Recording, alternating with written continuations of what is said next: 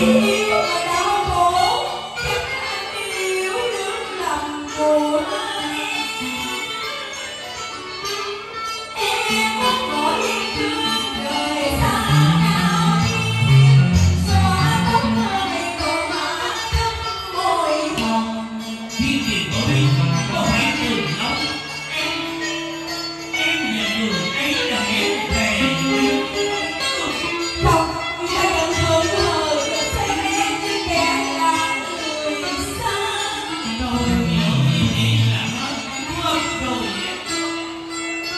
kẻ tình yêu hãy lững mờ xa đã khi con đau đớn nào kiều ơi mình đừng tất cả mà xa nhau em đi quên sang tình cảm đứng anh đành khi nhau.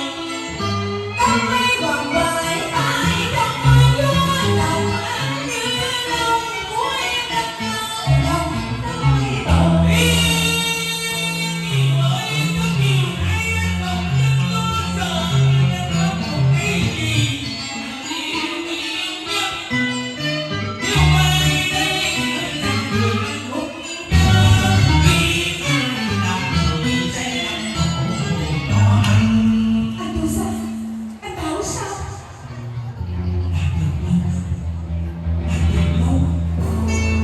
Anh muốn nói với em là Anh đã sao? anh đã yêu em. Anh đã yêu em. Trời ơi, tại sao anh lại yêu đứa em gái ruột của mình? Anh điên thật rồi. Anh điên thật rồi mà chúng ta.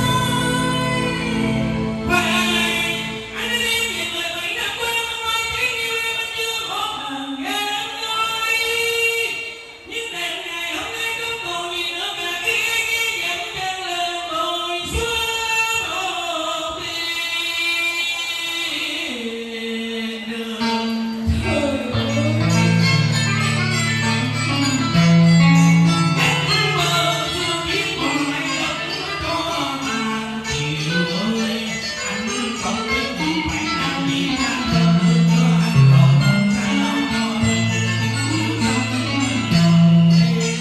trời ơi một dòng sông như ta đừng không hoành ngang dọc đi đường này anh phải khổ vì yêu anh nói ai nói hiền đến rồi anh nói